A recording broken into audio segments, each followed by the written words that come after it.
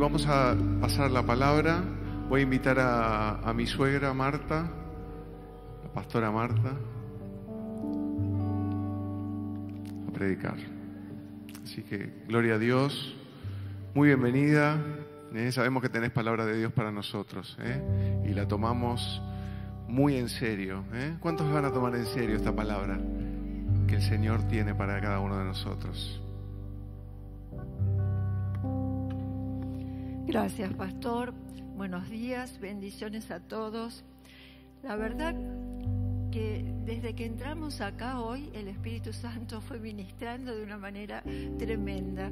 Toda la adoración llegó a la palabra, a esta palabra que Dios había separado para que hoy compartiera con ustedes. Todo lo que se habló nos llevó a este punto. Así que le doy gracias al Señor que facilitó bastante lo mío. Bueno, hoy quiero hablarles de un tema que es bastante complicado, pero poderoso, que es la guerra espiritual. La guerra espiritual, como la palabra lo dice, es espiritual, no es carnal. Pero es una guerra que no se combate fuera de nosotros. Es una guerra que se desarrolla en nuestro interior. Todo comenzó en el Edén cuando el hombre eligió o escuchó otra voz que no era la de Dios. Eso hizo caer a toda la humanidad. Hizo caer en un estado realmente que necesitaba restauración, pero no podía hacerse fuera de Dios. El hombre decidió independizarse de Dios, seguir sus caminos, hacer lo que a él pensaba que era bueno. Esa lucha sigue hasta el día de hoy en nuestro corazón. Cuando el Señor Jesús nos llama, llega nuestro momento de salvación, porque Él es el que nos llama y abre nuestros ojos espirituales, ahí comienza esta batalla en nosotros. Está el reino caído y el reino de la luz admirable de Jesús, y se entabla en nuestro ser, se entabla en lo más profundo de nuestro interior. Pablo, en 2 Corintios 10, nos dice lo siguiente. Si me permiten, voy a ponerme los anteojos.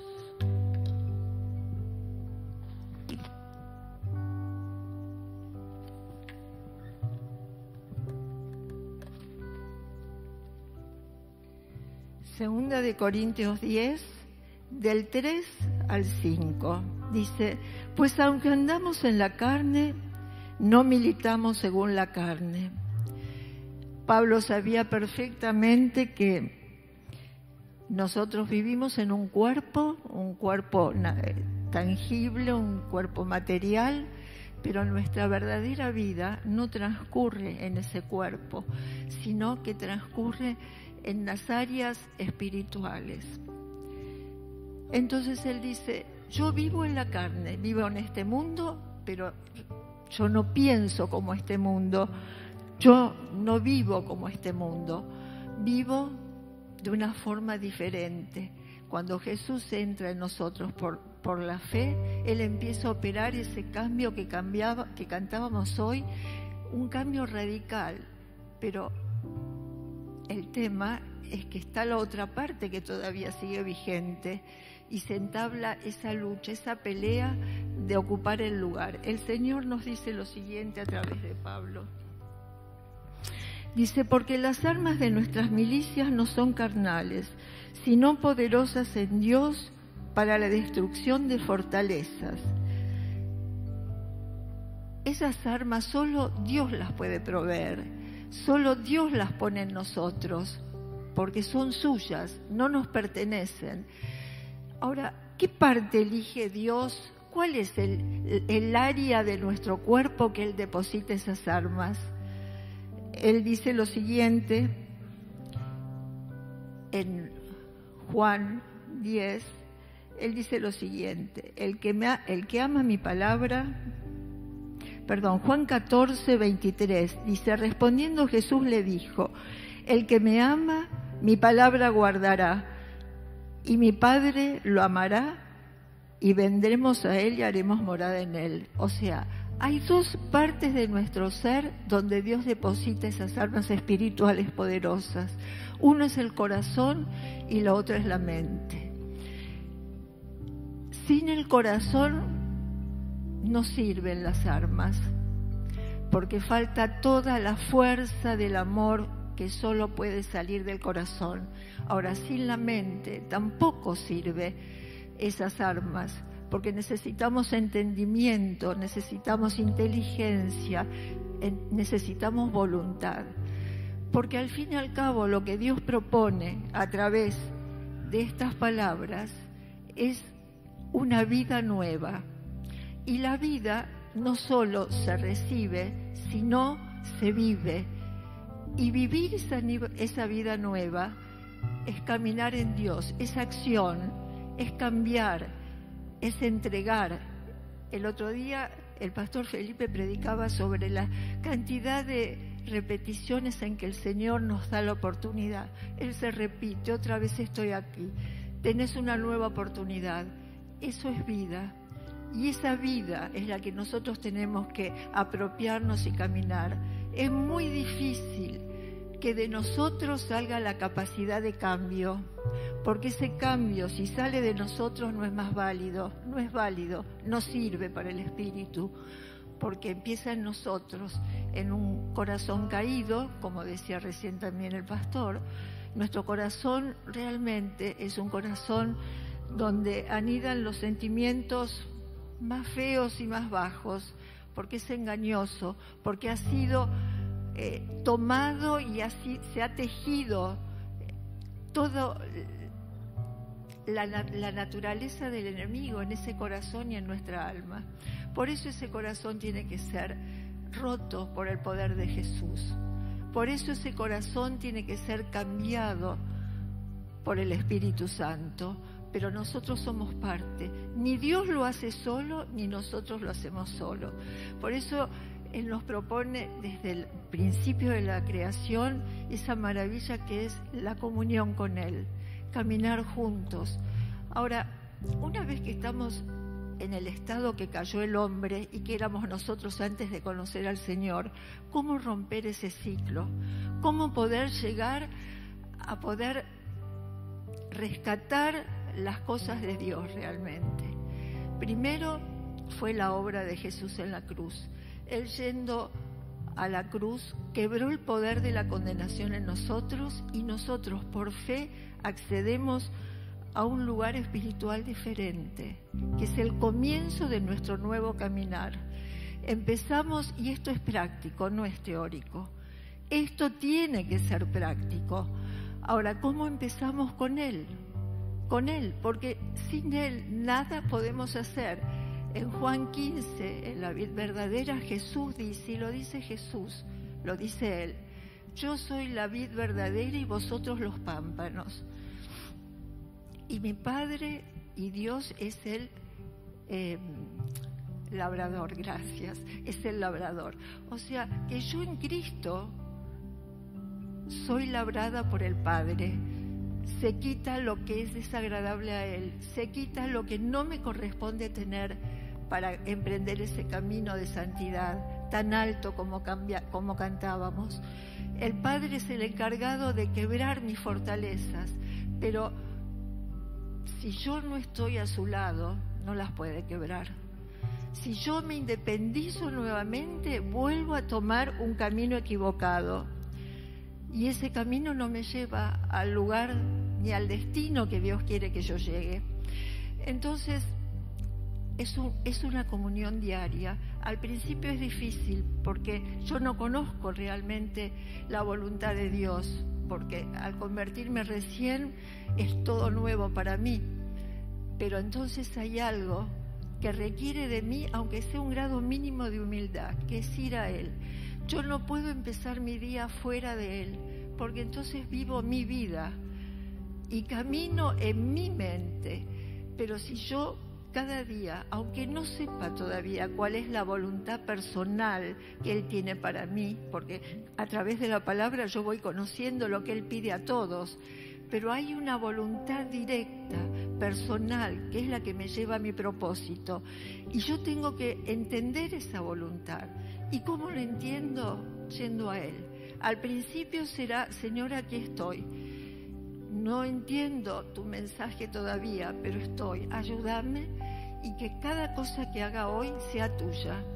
Es así de fácil, es como los chicos, pero tenemos que hacerlo, porque en la medida que caminamos, empezamos a caminar en dependencia. En medida que lo hacemos, empezamos a caminar en dependencia con Él. Y esa dependencia es la que nos va trayendo a cosas más profundas. Es como las aguas de Ezequiel, gracias Ernesto, que es por el tobillo.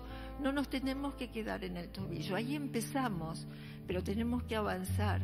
Esa es nuestra obligación como creyentes, eso es nuestro hacer como creyentes, pero siempre en Él. Miren, yo pensaba en una de las personas que aparece en la Biblia donde Dios dice que le agrada a su corazón, es David. Él cuánto tiempo estuvo a solas con Dios. Es necesario tener ese tiempo con Él, porque Él es donde nos prepara, es donde nos encamina, es donde nos enseña. Pablo, cuando se convierte, también se va al desierto, porque recibe de Él la sabiduría. Nunca es tiempo perdido el estar con Él. Y si nosotros empezamos cada día, no importa el tiempo de creyente que tengamos, es necesario empezar a hacer las cosas como Él quiere. Empecemos con Él. Dependiendo de Él, todas nuestras obras serán bendecidas por Él. Pero nos cuesta tanto porque hay una raíz muy profunda de rebeldía en nuestro corazón. Cuando el Señor me hablaba de esto, realmente, en comunión y en sinceridad, Él me mostraba cuánta rebeldía hay en mí, cuánto sacó, pero cuánto hay todavía, cuánto tiene que ser destruido en nosotros. Ese espíritu que muchas veces nos lleva a lastimar a otras personas, a dividir la iglesia, a nosotros perder tiempo y desviarnos del propósito y del camino verdadero. Dios siempre trata de bendecirnos y por supuesto que ese es su deseo y es lo que Él quiere y hace, pero tiene también que contar con nuestro caminar, con nuestro hacer, porque si no somos siervos inútiles. Si Él nos empieza a revelar su voluntad, si Él nos guía por el camino si Él nos dice que fuera de Él nada podemos hacer, ¿por qué repetimos conductas? ¿Por qué volvemos otra vez a nuestra independencia? A hacer lo que me parece a mí que es bueno. Te consulté, Señor, si es lo que vos querés, porque a lo mejor no es malo, pero seguramente si sale de mi corazón no es lo que Él quiere. Ahora quiero, para que tengamos una idea más todavía profunda, quiero leerles unos versículos que generalmente no se leen porque son un poco fuertes, pero yo creo que los tenemos que leer y leer completo para saber en qué condición nos encuentra el Señor y qué es lo que Él quiere hacer. Vamos a ir a Gálatas 5, 19. Dice así: y manifiestas son las obras de la carne, que son adulterio, fornicación, inmundicia, lascivia, idolatría, hechicería, enemistades, pleitos, celos, iras, contiendas, disensiones, herejías, envidias, homicidios, borracheras, orgías y cosas semejantes a estas. ¿Cuántas, no? Cuántas cosas horribles que hay en nuestro corazón. Y nosotros pretendemos a veces pensar que somos más maduros o más crecidos que el otro. ¿Por qué no? Si nosotros fuéramos permanentemente a Dios, podríamos darnos cuenta que siempre el hermano es igual o mejor que yo. Porque si yo conozco y acepto esta condición y sé que Cristo, solo Él y la cruz de Él, me saca de ese lugar y me lleva a Gálatas 22, que son los frutos del Espíritu, solamente ahí yo puedo empezar a caminar en paz con Dios y con todo el resto. Pero esto es verdad y esto es cierto, por eso está Gálatas 5:19 y por eso está Gálatas 22. Dios necesita esa obra hacer en nosotros, transformarnos de lo que leímos recién a un corazón que sea pacífico, que tenga gozo, que tenga amor, que tenga mansedumbre. Esas cosas son cosas reales, no son solo espirituales. Esas cosas son cosas que se tienen que engendrar en el corazón. Y esas cosas nos llevan a un trabajo permanente, a no estar ociosos. Aparte yo digo, si el Señor te envía, ¿no hay trabajo más eficiente y más precioso que el obedecer su palabra e ir? Ahora, si soy yo la que tiene el proyecto y digo, voy a hacer tal cosa porque me parece que es buenísimo. Y sí, por ahí a alguien algo lo ayudo, pero no tiene el peso que tiene cuando soy enviada por el Señor. Eso yo lo puedo obtener cuando yo paso tiempo con Él. Miren, hay veces que la vida, porque a veces uno dice, claro, vos sos grande, te sobra el tiempo, como dicen mis nietos, sos jubilada, pero hay gente joven que está llena de actividad, que tienen hijos, que tienen trabajo, que están pasando otra etapa de la vida, donde es difícil apartar mucho tiempo, pero como Dios es fiel, no importa el tiempo que separemos para Él, importa la predisposición de corazón, e ir y hacerlo. Y de ahí salen nuevas fuerzas, de ahí sale sabiduría, de ahí sale discernimiento, de ahí sale dirección exacta. Ella se va a encargar de administrar nuestro tiempo. Lo importante es que nosotros no busquemos nuestra voluntad, sino que busquemos la de Él y construyamos en Él.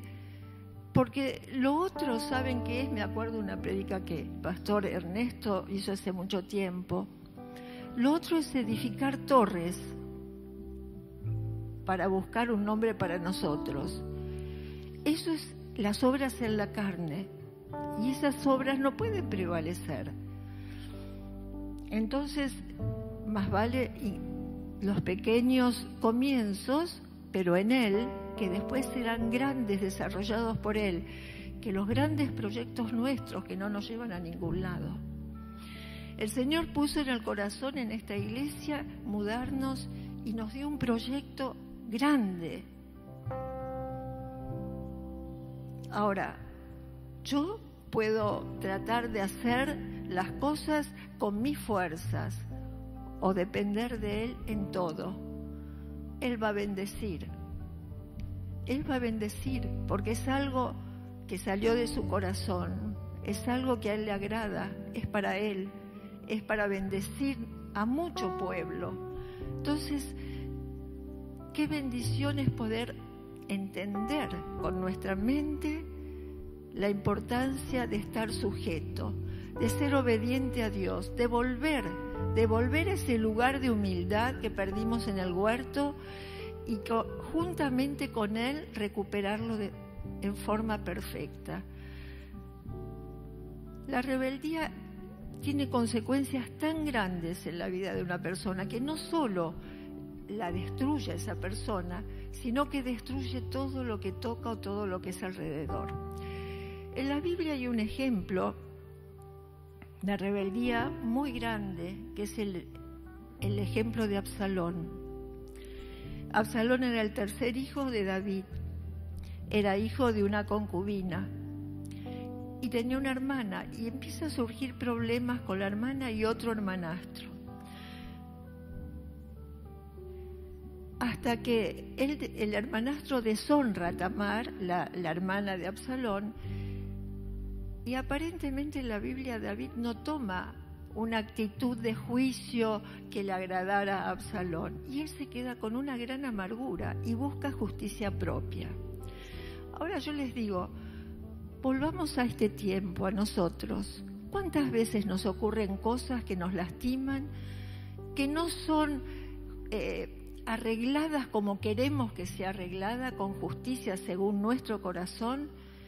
Y nos amargamos y nos enojamos y contendemos con la persona y seguimos ahondando eso hasta que realmente llegamos a una situación crítica. Absalón lo hizo y planificó un montón de cosas hasta lograr que el hermano vaya a su casa en una gran comida y lo emborrachó. Y cuando estaba bebido lo mata. Por los sirvientes de él lo matan. Entonces huye. Fíjense cómo altera, ¿no? Cómo altera la vida de una persona la rebeldía. Que puede estar, pero él no confió en Dios, en la justicia de Dios, porque él podría haber dicho tranquilamente: me duele lo que hicieron con mi hermana, pero Señor, te lo presento ante ti y sé que vos sos un Dios justo y vas a obrar en su momento. No, él tomó las cosas en forma natural, en forma carnal, y decidió hacer justicia según su propio corazón. Terminó con un asesinato, terminó huyendo, hasta que después de mucho tiempo vuelve, pero su padre por 2 años no quiso ver su rostro. Más se amargó, más empezó a generar odio en su corazón, hasta que el padre lo recibe, que él en realidad lo que le importaba que lo recibiera el padre era para poder hacer la segunda parte, que es esta que les voy a contar. Una vez que el padre lo recibió, él se hacía, todos los días se levantaba y hacía que 50 hombres fueran delante de él y se sentaba en la puerta de Jerusalén. Y todas las personas que venían a pedir consejo al rey, él las frenaba y él les preguntaba: ¿qué les pasa? Cuéntenme. Y ahí la persona le contaba. Y él empezaba a generar su propio trabajo. Si yo pudiera estar sobre ustedes juzgando, ¿cómo podría ayudar? Y así se hizo de mucho pueblo, se hizo de soldados, se hizo hasta de sacerdotes, profetas, hasta que dividió el reino del Padre. Él quiere tomar el reino, el padre se entera, David, y David, ¿qué hace? Fíjense qué diferencia, ¿no? Qué diferencia una persona formada en Dios desde joven y que trabajó Dios en su corazón. Cuando él era muy joven, cuidaba las ovejas de su padre y pasaba muchas noches en soledad, pero en realidad no estaba solo, estaba con su Dios, adorándolo, escribiendo canciones y poemas para él, conociéndolo. Tan cercano era de Dios, que Dios en los momentos de peligro extremo, cuando lo ataca un oso o un león, él le da las fuerzas para derrotarlo. Él todo eso formó un corazón, labró un corazón dependiente absoluto de Dios. Entonces, ¿qué pasa ahora? David se entera que su hijo quiere pelear el reino para él, y él lo que hace es irse. Toma las personas más cercas de él, a su sacerdote, a su profeta, y huye al desierto. Incluso cuando se va quiere llevar el arca de Dios. Y después, a mí esto me tocó enormemente, porque él amaba realmente a Dios, pero dijo: no me voy a llevar el arca. Si Dios quiere que yo vuelva, volveré. Así que el arca queda en Jerusalén. Y él se fue. Bueno, después hubo una guerra y Absalón, David no fue a la guerra, pero su jefe del ejército, Joab, encuentra a Absalón y lo mata. Él había pedido que no mataran a su hijo. Fue una gran tristeza. Pero acá vemos una cosa que quiero volver. Él no peleó, él podría haber peleado con Absalón y seguramente lo vencía porque tenía un ejército poderosísimo. Pero él una vez más, como hizo cuando él era joven con Saúl, en este caso no porque era el ungido Absalón, era porque era su hijo. Y él sabía lo que era derramar sangre propia para las consecuencias que traía para Dios. No quiso pelear, como en su oportunidad no quiso matar a Saúl, que lo persiguió con ejércitos años. Fue encarnizada la lucha que tuvo Saúl con David, porque era carnal. ¿Se dan cuenta los corazones? ¿A dónde nos lleva un corazón envidioso? Porque Saúl tenía envidia de David. El punto era ese. Entonces lo llevó a desatar un odio y una guerra que ahora él tuvo 2 veces la oportunidad de matar al rey Saúl. Es más, el ejército decía: el Señor te lo ha entregado en tus manos, Dios te lo y él dijo: nunca voy a matar a mi ungido. Acá hay un punto que quiero otra vez resaltar, que es la obediencia a la autoridad. David había sido enseñado que la autoridad, toda autoridad es puesta por Dios. Y me guste o no me guste, tengo que aceptarla, tengo que acatarla, tengo que obedecerle, no solo aceptarla, obedecerle. Porque es a Dios a quien me revelo si yo no lo obedezco. Ahora, un corazón como el de Saúl no podía pensar lo mismo, porque saben que David también estaba ungido para rey y Saúl lo sabía. Sin embargo, no le importó y quería deshacerse de él. Ese es un corazón regido por la carne, por nosotros mismos, y el de David era un corazón regido por Dios. Es lo único que nos va a frenar ante algo que está mal. Nuestro corazón nos larga y nos dice: seguí, avanzá, vengate, lográ tal cosa. Pero Dios, que conoce todos los caminos y quiere solo hacernos el bien, nos frena. Nos frena y nos reubica. Pero eso sí, estamos con Él. Entonces, lo primero era: me cuesta conocer a Dios porque es un ser supremo y que no tengo facilidad. Al haber caído, no tengo facilidad de conectarme con Él. Bueno, lo busco de esta forma simple, de la forma en que un chico aprende a hablar, en la forma que una criatura comienza a caminar, viendo, escuchando y esperando, copiando. Bueno, yo, Señor, tu palabra dice: buscadme y me hallaréis, buscadme y viviréis. Y yo te busco porque sé que tu palabra es verdad y te voy a encontrar. Y ahí se va a ir generando en mi corazón sabiduría espiritual, sensibilidad espiritual para poder escuchar, para poder entender, para poder seguir, para poder vencer.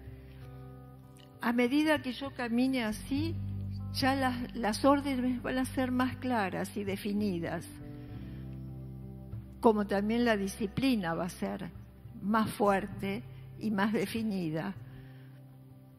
Es la única forma de estar fortalecidos en Él, es caminar con Él y aceptar todo aquello que Él pone en mi corazón.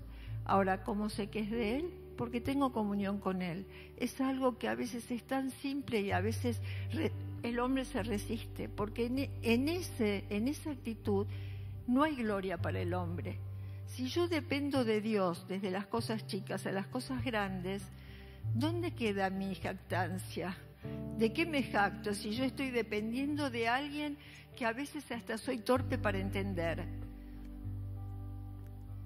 Pero es la forma. De esa forma el Señor nos enseña que Él es Dios y nosotros su creación, y que lo necesitamos, y nos ayuda a caminar con Él. Miren, la obediencia es algo que la Biblia la trata desde el principio al fin. En Deuteronomio 28 habla de todas las bendiciones de la obediencia. Y la obediencia, les vuelvo a repetir, no es solamente cuando Dios nos pide algo, es cuando alguien que Él puso como autoridad pide. Es más difícil eso, pero sin embargo la palabra dice, ustedes dicen que me aman, ¿y cómo me pueden amar a mí que no me ven si no pueden amar a su hermano que los ven? Esto es igual, lo de la autoridad. ¿Cómo puedo obedecerte a vos, Señor, si yo a la persona que pones sobre mí, que la veo, la oigo y me habla, no la obedezco?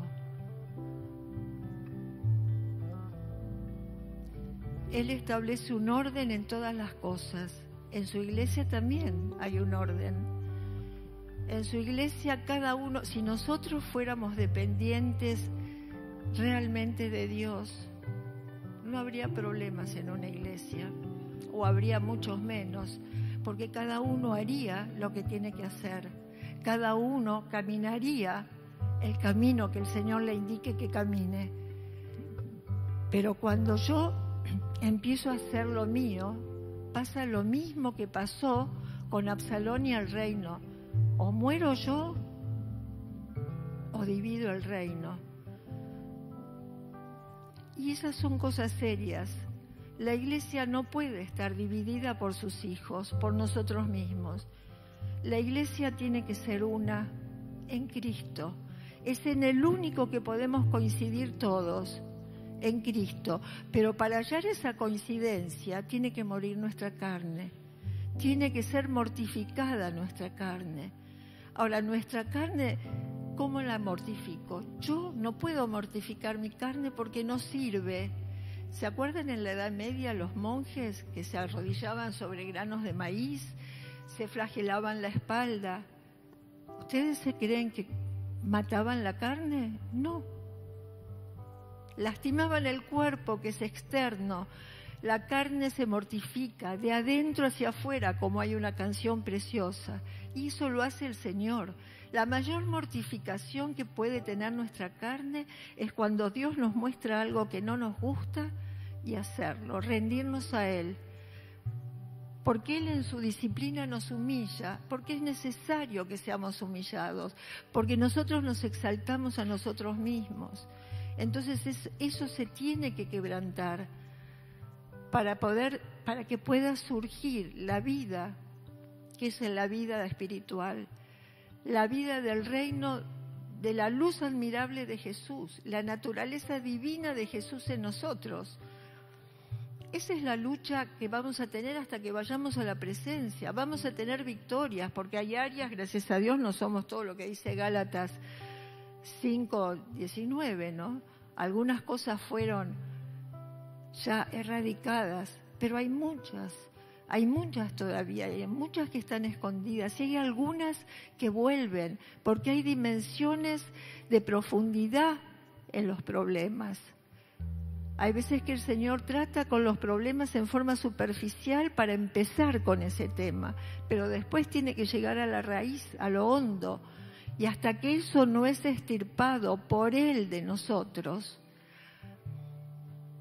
no lo podemos sacar. Ahora, el trabajo, les vuelvo a decir, es de los dos, Él y nosotros. Porque si yo me opongo y digo, no, esto no me gusta, me voy, no lo hago, la obra del Señor queda hasta ahí en nosotros. Pero si nosotros realmente, por eso es importante el corazón y la mente, porque cuando nosotros podemos amar, no hay nada más activo que el amor. Cuando nosotros podemos amar es que realmente lo estamos haciendo con todo nuestro ser. La mente espiritual y el corazón. Ese corazón es lo que me impulsa a querer agradarle a Dios y a servirlo. Miren, en 1 Corintios 13, cuando habla de la preeminencia del amor, es terrible porque dice, si vos dieras todo lo que tenés, pero no tenés amor, de nada sirve. Si vos entregaras tu vida un sacrificio, entregar la vida no lo entrega cualquiera, pero no tenés amor, de nada sirve. Ahora, nosotros vemos que hay gente que por ideales entrega su vida. ¿Y eso qué es? ¿Eso es querer y obedecer a Dios? No, eso fue una actitud personal.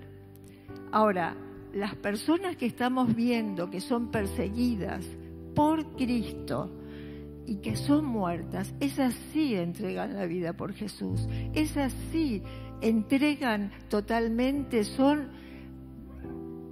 ofrenda para Él. ¿Pero por qué? Porque su corazón y su mente y todo su obrar siguió en obediencia. Porque ¿quién va a elegir morir si puede vivir? Salvo aquel que haya sido cautivado su corazón y su mente por Cristo. Ese sí puede morir defendiendo la persona como hizo Jesús. La obra de Jesús es perfecta, es inigualable, pero muchos de cristianos tuvieron que padecer hasta la muerte por sus ideales. ¿Esos ideales se creen que son carnales? No hay ningún mente y corazón carnal que tenga tanta firmeza en una creencia, solo algo hecho por el Espíritu en nosotros nos hace firmes, nos hace constantes, nos hace valientes. Una de las cosas que yo, por ejemplo, más pido a Dios es que si algún día, por testimonio de Él, tengo que pasar dolor, lo que fuere, necesidad, tristeza, hasta muerte, que lo pueda hacer.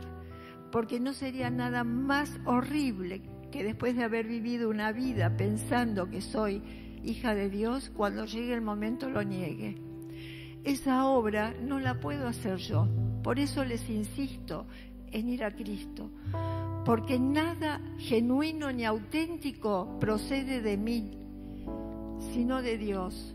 Ahora, Dios, una vez que ha tomado el control sobre vos, sobre tu corazón, por supuesto que te va a pedir cosas y vas a hacer. Por eso Isaías decía: heme aquí, envíame a mí. Por eso tantos siervos de Dios pueden hacer tantas cosas por Él. Es que las tenemos que hacer. El tema es que tienen que empezar en Él. No pueden empezar en nosotros. Y la rebeldía es algo que empieza en nuestro corazón. Y si nosotros no tomamos conciencia de lo que eso significa, no solo para mi vida, sino para el resto, para la iglesia, para los que me rodean, Él no va a poder hacer las cosas que Él quiere conmigo. La iglesia tiene que tener, por eso la cabeza es Cristo y nosotros somos un cuerpo. La codicia es uno de los pecados también que más nos lleva a la rebeldía, porque que es la envidia también, porque queremos lo del otro. ¿Por qué no somos felices y nos contentamos con lo que Dios nos da? Eso es el contentamiento, ese es el gozo. Señor, soy tuya y sé que vos me vas a dar un camino de servicio en lo que vos quieras. Y en un cuerpo, como dice la palabra, hay muchos miembros y son distintos. ¿Por qué todos lo mismo? ¿Por qué todos iguales? ¿Por qué tenemos que luchar por un mismo lugar cuando hay tanto para hacer? Y Dios es tan rico y tan amplio en sabiduría y en posibilidades, y puede hacer tantas cosas tremendas en nuestra vida. Nos puede dar capacidades que ni siquiera teníamos ni pensábamos. Sin embargo, si Él nos quiere usar para un lugar, nos capacita, nos forma. Agradezcámosle a Él la posibilidad de servirlo. ¿No es suficiente eso? Tenemos que conseguir lugares deslumbrantes, nombres, hacernos torres. Él es el único que está en las alturas. Él es el que merece la gloria, la adoración, la alabanza. La gloria de Dios es servirlo. La gratitud más agradable a Dios es estar contento con lo que Él nos pide. hacerlo y estar contentos. Esa es la forma de que Él se regocija con sus hijos, porque eso trae paz, eso trae unidad, eso trae fortaleza. ¿Por qué se creen que la iglesia, por más que hay pastores o evangelistas o algunos, está débil, está pobre, está fría? Porque cada uno busca lo suyo, porque cada uno corre tras el interés propio, no hacia el interés del otro. ¿Qué poder va a derramar Dios en personas que son egoístas, son pequeñas de mente en el sentido de que no se abren al otro ni a lo que quieren? Estamos buscando siempre nuestro conocimiento, nuestro reconocimiento. Estamos deseando siempre ser aprobados. ¿Y cuántas veces Dios, si hubiésemos hecho caso a Él, nos evitaríamos situaciones de rechazo o desagradables? Porque en Gálatas 22, después que enuncia todas las cosas del Espíritu, dice: contra tales cosas no hay ley. Quiere decir que si yo permanezco en Dios y dejo que Él obre. Ahora, ¿ustedes se creen que yo digo esto porque yo estoy perfecta en Dios? No, yo tengo una lucha constante como cada uno de ustedes, porque en mí hay cosas que todavía Dios no restauró. Ahora, ¿es por Él? No, será a lo mejor por negligencia o por frialdad mía. Es decir, la idea es recapacitemos, porque los tiempos ahora se han acortado y la iglesia tiene que surgir. Y una iglesia, por más que vengan 1000 personas a la iglesia, si no está unida y no hay el poder de Dios moviéndose, no sirve. No es la iglesia que va a llenar la tierra dando a conocer la gloria de Dios. No es esa la iglesia.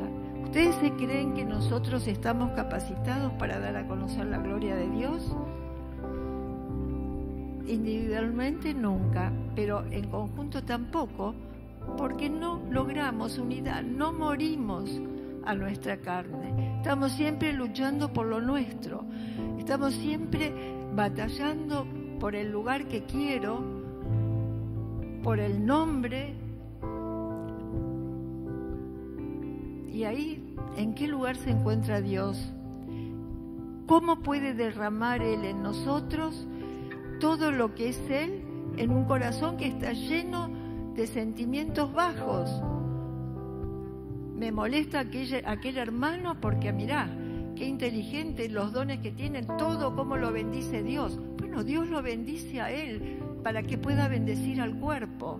Me molesta aquella hermana porque de golpe, mirá, qué unción que tiene. Bueno, gloria a Dios. ¿Por qué no tratamos de buscar a Dios pidiendo nuestra porción diaria? Porque es diaria la porción, es como el maná, no es te doy una vez y queda para siempre. Miren, los dones son maravillosos porque son de Él, pero los dones se exponen. Los dones espirituales muestran lo que internamente sos y todavía no fue cambiado, si es que no fue. Eso le pasó a Saúl. Saúl fue una de las personas que más dones espirituales tuvo. Pero ¿qué pasó? Él estaba intacto en su carne. Por eso, cuando desobedece a Dios y viene Samuel y se enoja con él, él no le pide, ayúdame a arrepentirme, Señor, perdón. Él le pide, salí conmigo para que el pueblo vea que vamos a orar juntos. ¿No se dan cuenta? Eso es lo externo, eso es flagelar la carne. Tenemos que flagelar, no nosotros, Dios, nuestro corazón. Tenemos que rendirnos a Él, porque lo que vale es lo que Él hace adentro nuestro, no lo de afuera. Entonces,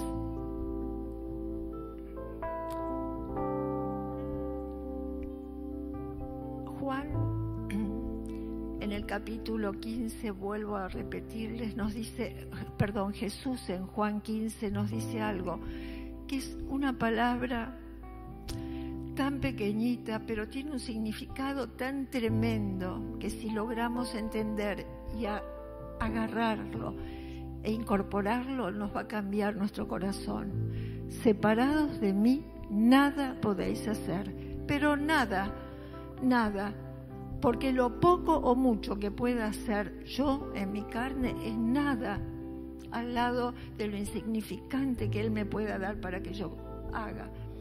La obediencia es fundamental, y para llegar a la obediencia tenemos que pedirle al Señor que nos ayude a mortificar nuestro ego, nuestro orgullo, todo lo que me separa de Él. Así, de esa forma, y solo Él en nosotros, gracias, solo Él en nosotros puede transformarnos para hacernos dignos de la tarea que Él nos manda. Gracias, Dios los bendiga.